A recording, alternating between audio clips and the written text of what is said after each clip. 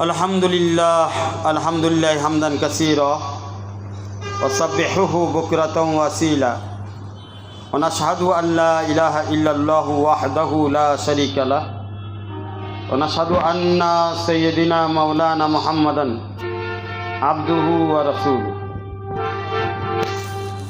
वक़ाल अल्लाहु तआला फ़ी कलामिहिल मजीद अल फ़ुरक़ानिल हमीद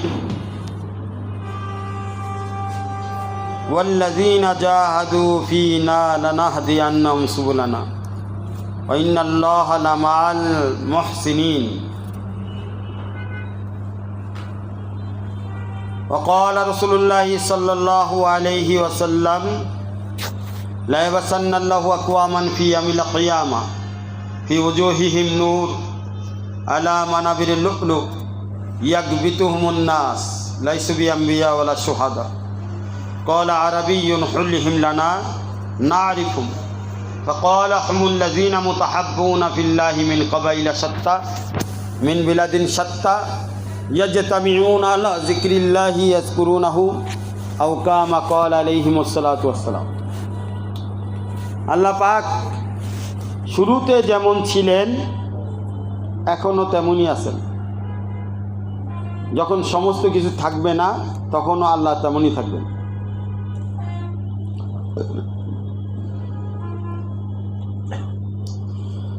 আল্লাহ এই শব্দের প্রথম হরফ হচ্ছে আলিফ। আলিফ দ্বারা আল্লাহ পাক কোরআনের মধ্যে প্রথম হরফ রেখেছেন আলিফ, এবং কোরআনের শেষ হরফ 29টা হরফের শেষ হরফটা হচ্ছে হা। তো আল্লাহ পাকে তার নামের শেষ হরফটা রাখছেন হা দিয়ে, আল্লাহু। আলিফ দিয়ে আল্লাহ পাক বুঝাইতে চান আল্লাহু লা ইলাহা ইল্লা হুয়াল হাইয়ুল কাইয়্যুম। আল্লাহ হচ্ছে ওই জাত যে যিনি এমন জাত তিনি ছাড়া কোনো মাবুদ নাই। অর্থাৎ এর একটি অর্থ হচ্ছে তার শুরু, তার শেষ, সব কিছুই জুড়ে যার কুদরত, যার ক্ষমতা, যার নিদর্শন, সে হচ্ছেন আল্লাহ। হুয়াল হাই, হাইয়ুল্লাযী লা ইয়ামুত, এমন জিন্দা যার উপরে কখনো মৃত্যু আসবে না, এমন জিন্দা।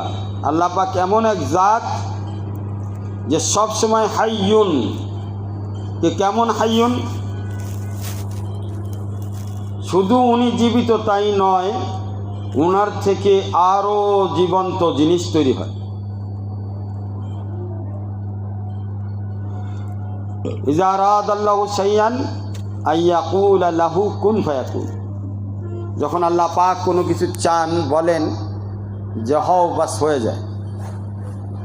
1 সেকেন্ড লাগে না, বলছে হও, হয়ে যায়। কেমন ক্ষমতাবান হলে হইতে পারে? আমরা একটা জিনিস তৈরি করতে হলে কত কিছু করা লাগে। খাবার পাকাইতে হলে কিনো, সবজি কিনো, তারপরে চাউল ডাউল সব কিছু কিনো, তারপরে এগুলার পাকানো, কত সামান তৈরি করা লাগে। একটা ঘর তৈরি করতে গেলে কত কিছু লাগে, ইট, রড, সিমেন্ট, এটার পিছনে মেহনত, অর্থ খরচ, মিস্ত্রি, টাকা পয়সা, কত কিছু আয়োজন করা লাগে। তারপরে যায় সেই আয়োজনের ফলাফলে একটা কিছু আমরা করতে পারি। আমাদের অসুখ বিসুখ হইলে কত কিছু করা লাগে। ডাক্তারের পিছনে দৌড়াও, ডাক্তার দেখাও, প্রেসক্রিপশন নাও, তারপরে ওষুধ খাও, তারপরে অনেকক্ষণ অনেক ধৈর্যের পরে যায় বান্দা সুস্থ হয়। কিন্তু আল্লাহ পাকের ক্ষমতা কেমন, কুদরত কেমন? ওয়াল হাই, কেমন হাই? যে আরাদাল্লাহু, আরাদা, উনি ইচ্ছা করেন হয়ে যায়। হাইয়ুল্লাযী লা ইয়ামুত, কখনো মৃত্যু আসে না। হাইয়ুল কাইয়্যুম, দায়মান আবাদান আবাদা, কিয়াম। আমরা দাঁড়াই, সবসময় আমরা দাঁড়াই থাকতে পারবো না, আবার সবসময় বসে থাকতে পারি না, সবসময় ঘুমায় থাকতে পারি না। সবসময় একদিকে চেয়ে থাকতে পারি না। একদিকে চেয়ে থাকা সবসময় আমাদের পক্ষে সম্ভব হয় না। সবসময় কথা বলা সম্ভব হয় না, সবসময় কথা শোনাও সম্ভব হয় না। অর্থাৎ কোনো কাজ আমরা একসাথে সবসময় করতে পারি না। কোনো একটা কাজ আমাদের পক্ষে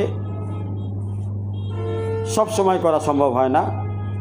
আমাদের পরিবর্তন হয়, কখনো ঘুমানো, কখনো খাওয়া, কখনো উঠা, কখনো জাগা, কখনো শোয়া, কখনো বিশ্রাম, কখনো দৌড়াদৌড়ি, কখনো চলাফেরা, আবার কখনো বসা। সব কিছু মিলে আমাদেরকে চলতে হয়। কিন্তু একটা গাছ দেখেন দাঁড়ায় রয়েছে তো রয়েছে, দাঁড়ায় আছে তো আছে। পাহাড় দেখেন দাঁড়ায় আছে তো আছে। মেঘ দেখেন চলতেছে তো চলতেছে। বাতাস দেখেন প্রবাহিত হচ্ছে তো হচ্ছেই। পানি দেখেন ঢেউ খেলতেছে তো খেলতেছে। এক জিনিসের উপরে জমা হয়ে আছে। যেটা হুকুম দেওয়া হয়েছে সমুদ্রকে, তুমি ঢেউ খেলবা, बस ढेउ खेलते। सारे जिंदगी तड़पना है मौज मुस्तर को, क्योंकि ये रश्क पसंद आ गई मौलाए जुल जलाल को। সমুদ্র সবসময় ঢেউ খেলতে থাকবে, কারণ আল্লাহ পাক হুকুম দিছে তোমার ঢেউ খেলাটাই আমার পছন্দ হয়। গাছকে বলছে তুমি দাঁড়ায় থাকো, দাঁড়ায় আছে। পাহাড়কে বলছে তুমি জমা হয়ে থাকো, জমা হয়ে আছে। কোরআনের মধ্যে বলছে আল্লাহ পাক পাহাড়কে জমিনের প্যারাক বানাই দিছে। জমিন যখন আল্লাহ বানাইছিলেন, জমিন হেলতেছিল যাতে না হেলে, নড়াচড়া না করে, ভূমিকম্প না হয়, এই জন্য পাহাড়কে আল্লাহ পাক নিয়োগ করছে। বন্ধুরা আমার, যেই জায়গায় যেটা দরকার সেই জায়গায় সেটাই আছে। কারেন্ট দেখেন প্রবাহিত, এটা আলো দিচ্ছে তো দিচ্ছে। কখনো বলে নাই কারেন্ট যে আমি ক্লান্ত হয়ে পড়েছি, এখন আর আলো দিতে পারবো না। গাছ কখনো বলে নাই যে আমি দাঁড়ায় আমার মাজা ব্যথা হয়ে গেছে, আমার এখন একটু বসতে হবে, বলে নাই। বাতাস কখনো বলে নাই যে আমি প্রবাহিত আর হতে পারবো না, প্রবাহিত হতে হতে আমার অবস্থা খারাপ হয়ে গেছে, আমি আর প্রবাহিত হতে পারবো না, বলে নাই। গ্রহ নক্ষত্র দেখেন, সূর্য যে আলো দিচ্ছে তো দিচ্ছেই, ঘুরছে তো ঘুরছে। আমাদের গ্রহ সূর্যের চারিদিকে প্রদক্ষিণ হচ্ছে। এগুলো আল্লাহ পাকের নিদর্শন। এগুলো দেখে আল্লাহকে চিনতে হয়। আল্লাহকে চেনার জন্য আল্লাহ বান্দাকে অনেকগুলো নিদর্শন দিচ্ছে, যে দেখো আমার ক্ষমতা, আমার শক্তি, আমার অবস্থান তুমি চিন্তা করো, তাহলে আমাকে বুঝতে পারবে, আমাকে চিনতে পারবে, আমার সম্পর্কে তোমার ধারণা হবে।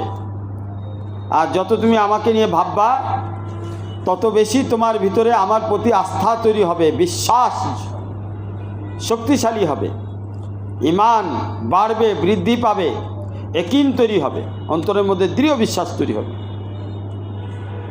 আমার এক উস্তাদ মাওলানা জামশেদ সাহেব নাব্বারাল্লাহ মার্কাদা, উনি দুনিয়া থেকে চলে গেছেন। ওনার কাছে আমি বুখারী শরীফ পড়ছি। তো উনি বলতেন যে পাহাড়ের ঠিক মাঝখানে এক প্রকার পানি আছে, জমাটবদ্ধ হয়ে থাকে। বাহিরে যত প্রকার ঝড় বৃষ্টি যাই হোক না কেন, ওই পানি পর্যন্ত পৌঁছাইতে পারে না। ওটা যার স্থানে তার স্থানে সচল থাকে এবং তার শক্তি, তার সব কিছুই ঠিক থাকে। চারিদিকে পাহাড় তাকে আচ্ছাদিত করে আছে, যাতে করে পানির কোনো নোকসান বা ক্ষতি না হয়। তো ঈমানের উদাহরণ দিতে গিয়ে বলছে যে বান্দার ঈমান এবং বিশ্বাস এমন হতে হবে যে শরীরটা হবে পাহাড়ের মতো,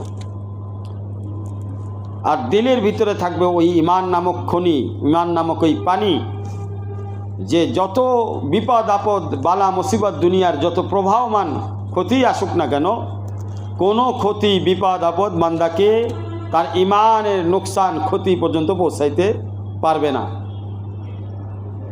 ঈমান তার আল্লাহর প্রতি সদা জাগ্রত থাকবে, চলমান থাকবে। আল্লাহর প্রতি ঈমান এবং বিশ্বাস কোনো অবস্থায় কমবে না।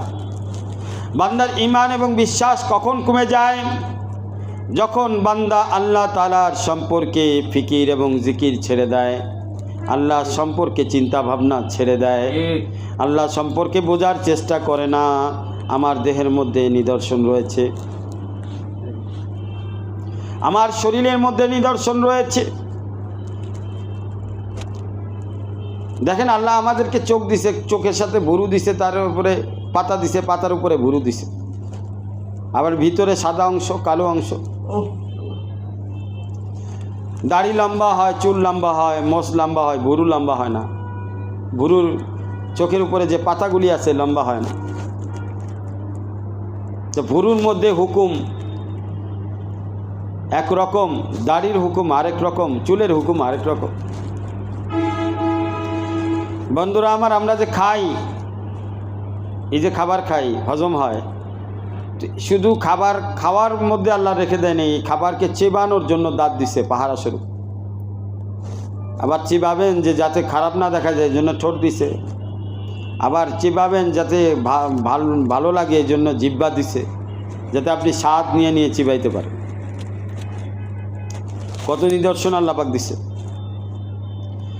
এত কিছু আল্লাহর নিয়ামত পাওয়ার পরেও আমরা আল্লাহ তাআলার থেকে দূরে সরে যাই। এর একমাত্র কারণ হচ্ছে সকাল থেকে নিয়ে বিকেল পর্যন্ত আমাদের ফিকির আর জিকির দুনিয়া থাকে, আল্লাহরে বাদ দিয়ে থাকে। আল্লাহ বলছেন ফাজাক্কির, তুমি আমাকে বেশি বেশি স্মরণ করো। ঠিক, উযকুরুল্লাহ যিকরান কাসীরা বলছেন যে তুমি আমার স্মরণ কত করবা, যিকরান কাসীরা, সব কিছু থেকে বেশি যেন হয়। তুমি যদি দিনের মধ্যে 8 ঘন্টা ডিউটি করো দুনিয়ার বিষয় নিয়ে, তার থেকে বেশি আমার স্মরণ করতে হবে। খাবারের ফিকির যতটা করো তার থেকে বেশি আমার স্মরণ করতে হবে। বিবি বাল বাচ্চার ফিকির যতটা করো তার থেকে বেশি আমি আল্লাহকে স্মরণ করতে হবে। দুনিয়ার ফিকির যতটা করো তার থেকে বেশি আমাকে স্মরণ করতে হবে। এইটা যখন বান্দা করবে তখন সে এই আয়াতের হুকুম পালন করছে, উযকুরুল্লাহ যিকরান কাসীরা। তখন সে এই আয়াতের অন্তর্ভুক্ত হবে। এই বান্দা এই আয়াতের উপরে আমল করলো যে তুমি আমি আল্লাহকে কতটা স্মরণ করবে। যেমন স্মরণ কাসীরা, অসংখ্য, অগণিত।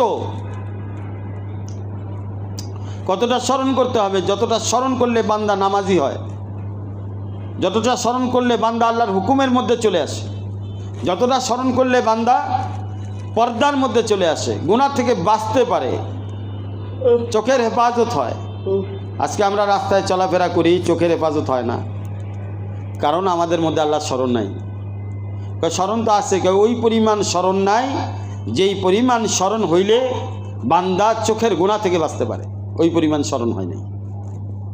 গান বাজনা থেকে বাঁচতে পারি না, কারণ ওই পরিমাণ আল্লাহ পাককে স্মরণ করা হয় নাই যেই পরিমাণ আল্লাহ পাককে স্মরণ করলে বান্দা গান বাজনা থেকে বাঁচতে পারে। তো এই জন্য আল্লাহ পাক বলছে যে দেখো, তুমি যত বেশি আমাকে স্মরণ করবা আমিও তত বেশি তোমাকে স্মরণ করব। ফাযকুরুনি আযকুরকুম, যত বেশি তুমি আমাকে স্মরণ করবা আমি আল্লাহ তত বেশি তোমাকে স্মরণ করব। তুমি আমাকে স্মরণ করবা আমি তোমাকে স্মরণ করব। তুমি আমাকে ভালোবাসবা আমি তোমাকে ভালোবাসবো। তুমি আমার জন্যে করবা আমি তোমার জন্যে করতে থাকবো।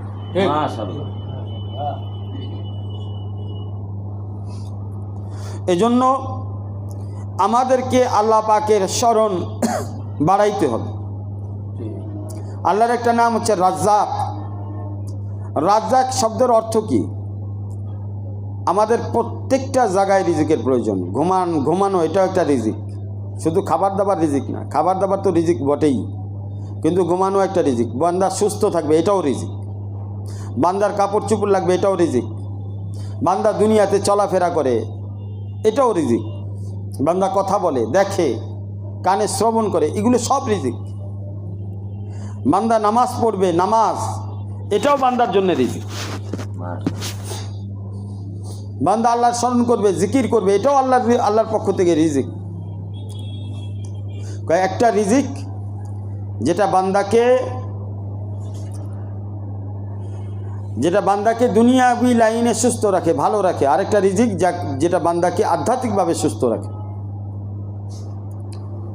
যেটা আল্লাহ তাআলার সাথে বান্দাকে সম্পর্ক করায়। আরেকটা রিজিক আছে, যেই রিজিকের বরকতে সে জান্নাতেও রিজিক পাইতে থাকবে, কবরেও রিজিক পাইতে থাকবে। কিয়ামতের ময়দানে যখন কেউ কাউরে চিনবে না, সেই সময় আরো সে ছায়ার মধ্যে সে থাকবে, এটাও বান্দার জন্য রিজিক। হাউজে কাউসারের পানি পান করবে, এটাও বান্দার জন্য রিজিক। পুলসিরাতের 70,000 মতান্তরে কম বেশি আছে, এই 70 বছরের রাস্তা বিজলির মতো পার হয়ে যাবে, এটাও বান্দার জন্য রিজিক। আমরা দুনিয়ার রিজিকের জন্য পাগল হয়ে যাই, আখিরাতের রিজিক থেকে নিজেকে দূরে সরাই। আখিরাতের রিজিক আমাদের দরকার নাই এরকম মনে হয়, কিন্তু রাজ্জাক হচ্ছে ওই জাত, যেই জাত বান্দাকে রিজিক দান করেন উভয় জগতের, দুনিয়া এবং আখিরাতের। এজন্য কোরআনের মধ্যে আল্লাহ পাক বান্দাকে চাইতে বলছে, রব্বানা আতিনা ফিদ দুনিয়া হাসানাতাও ওয়া ফিল আখিরাতি হাসানা ওয়া কিনা আযাবান নার। আল্লাহ তুমি আমাকে দুনিয়াতেও ভালো রাখো, সুন্দর রাখো, স্বাচ্ছন্দ্যময় জীবন হায়াতে তৈয়বা দান করো, এবং আখিরাতে হায়াতে তৈয়বা দান করো।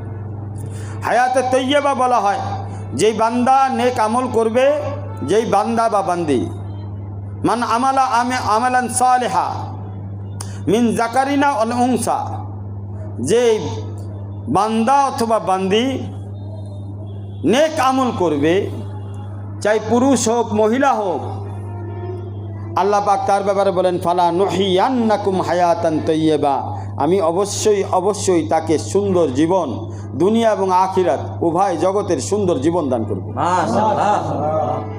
আল্লাহ ওয়াদা করছে, বিশ্বাস হয় না। আল্লাহ বলতেছে নেক আমল করলে সুন্দর জীবন দিব, আমরা ভাবতেছি দুনিয়া করলে সুন্দর জীবন পাবো। আল্লাহ বলতেছেন তুমি যত আমাকে ডাকবা আমি তোমাকে স্মরণ করব, আমি তোমাকে রিজিক দিব। রিজিকের ব্যাখ্যা তো দিলাম, দুনিয়ার লাইনে আল্লাহ ভালো রাখবে এবং আখিরাতে জান্নাতে যেতে বান্দা যেতে পারে, সেই লাইনেও আল্লাহ পাক রিজিক ভরপুর দান করবেন। আমাদের বিশ্বাস দুনিয়ার পিছনে, আমরা যেটা দেখি তার উপরে বিশ্বাস করি, যেটা দেখি না তার উপরে আমাদের বিশ্বাস জমে না। বিশ্বাস তো আছে, বিশ্বাস জমে না, ঠিক আছে। শ্বাস তো আছে, হ্যাঁ শ্বাস তো আছে, কিন্তু বান্দা কথা বলে না, তাহলে শ্বাস আছে? বান্দা চোখে দেখে না, শ্বাস আছে? বান্দা কানে শুনে না, শ্বাস আছে? নাই। ঈমান আছে, ইয়াকিন আছে আখিরাতের প্রতি, কিন্তু বান্দা নামাজ পড়ে না। ঈমান ইয়াকিন আছে? না। বান্দা আল্লাহর কথা বললে তার ভালো লাগে না, আল্লাহর প্রতি তার আগ্রহ নাই, আল্লাহর দিকে তার আকর্ষণ নাই, আল্লাহর প্রতি তার ভিতরে চাওয়া পাওয়া কিছু নাই, সে সব চাওয়া পাওয়া তার দুনিয়াকে ঘিরে আছে। এই বান্দা কিভাবে আল্লাহ পর্যন্ত পৌঁছাবে? এই বান্দার ইয়াকিন এবং ঈমান ইখলাসের যে অবস্থা, এই ইয়াকিন এবং ঈমান আর ইখলাস, এই মহাব্বত তাকে দুনিয়ার জগতেও যেমন বাঁচাইতে পারতেছে না, এই কবরের জগতে মহা আযাব থেকে তাকে কিভাবে বাঁচাবে? গুনাহ থেকে তাকে বাঁচাইতে পারতেছে না, তো কবরের মধ্যে এই আযাব থেকে সে কিভাবে বাঁচবে? বন্ধুরা আমার, এই জন্য প্রথম যে বিষয়টা আমাদের জরুরি, আমাদের দিমাগে, আমাদের মনের ভিতরে, আমাদের চলাফেরায়, উঠা বসায়, আমাদের চিন্তা ভাবনায়, কথাবার্তায়, দেখাশোনায়, সব কিছুতেই আমাদের আল্লাহর ভয়কে দিলের মধ্যে বসাইতে হবে। ইত্তাকুল্লাহ ইউআল্লিমুকুমুল্লাহ। যখন বান্দা যত বেশি আল্লাহ তাআলাকে ভয় করবে, আল্লাহ পাক গায়বীভাবে কুদরতিভাবে তাকে ইলমে লাদুনি দান করবে, বেলায়েতের নূর দান করবে, মহব্বতের নূর দান করবে, ইখলাসের নূর দান করবে, ঈমান ইয়াকিনের নূর দান করবে।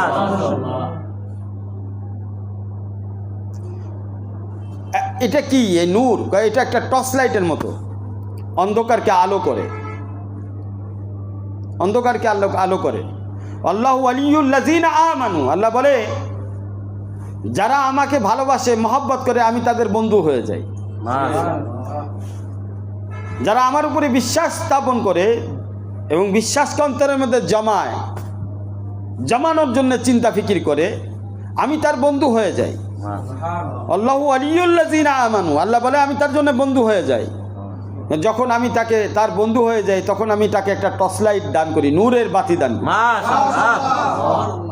এমন একটা নূরের বাতি দান করি, সেই বাতির মধ্যে, সেই বাতির রাহবার আমি, সেই বাতির মাধ্যমে তাকে সিরাতুল মুস্তাকিমের উপরে পরিচালনা করি আমি। সেই বাতির মাধ্যমে তাকে আখিরাতের পথে আমি আল্লাহ পরিচালনা করি। ইউখরিজুহুম, এই বাতি কি কাজ করে? ইউখরিজুহুম, তাকে বের করে নিয়ে আসে, মিনাজ জুলুমাত, অন্ধকার থেকে। মাশাআল্লাহ মাশাআল্লাহ, রাকিব আসছে, আল্লাহ তাআলা কবুল করুন, আমিন আমিন। ইউখরিজুহুম মিনাজ জুলুমাত, তাকে অন্ধকার থেকে বাহির করে, অন্ধকার থেকে বাহির করে ইলান নূর, আলোর দিকে নিয়ে যায়। ইলান নূর, ইলান নূর, আলোর দিকে নিয়ে যায়। কেমন আলো? যেই আলোর দ্বারা বান্দা দুনিয়া এবং আখিরাত উভয় জগতেই কামিয়াবির সর্বোচ্চ পর্যায়ে পৌঁছে। তো বন্ধুরা আমার, এই জন্যে আল্লাহ বলছে যে কোন ইমান, যেই ইমান বান্দাকে আল্লাহ পর্যন্ত পৌঁছায়, মাতলুবা ইমান, ওইটা হচ্ছে জরুরি। মাতলুবা ইমান, ওইটা জরুরি। যতক্ষণ পর্যন্ত এই ইমান না হচ্ছে, যেই ইমান বান্দাকে আল্লাহ পর্যন্ত পৌঁছায়, তো ওই ইমানের উপরে, ওই ইমানের যেটুকু ইমান আমি পেয়েছি, এই ইমানের উপরে ভরসা করে বসে থাকলে চলবে না, আমার ইমানকে আরও বৃদ্ধি করতে হবে। এই জন্য আল্লাহ রসুল সাল্লাল্লাহু আলাইহি সাল্লাম বলেছেন, জাদ্দিদু ঈমানাকুম, তোমরা তোমাদের ঈমানকে নবায়ন করো। কিলা ইয়া রাসূলুল্লাহ সাল্লাল্লাহু আলাইহি সাল্লাম, কাইফা নুজাদ্দিদু ঈমানানা, আমরা আমাদের ঈমানকে কিভাবে বৃদ্ধি করব, কিভাবে নবায়ন করব, কিভাবে আরো বাড়াবো? আল্লাহ রসুল সাল্লাল্লাহু আলাইহি সাল্লাম বললেন, কল আকসিরু মিন যিকরিল্লাহ, বেশি বেশি আল্লাহ পাকের জিকির করো। মাশাআল্লাহ। তেলাওয়াতিল কোরআন, বেশি বেশি কোরআন নিয়ে চিন্তা করো। আমি আল্লাহ কোরআনের মধ্যে তোমার ব্যাপারে কি বলেছি, কেমন কেমন দিক নির্দেশনা দিয়েছি, কিভাবে তোমাকে আমি চলতে বলেছি, তুমি তোমার পরিবার জীবনে কিভাবে চলবা, সমাজ জীবনে কিভাবে চলবা।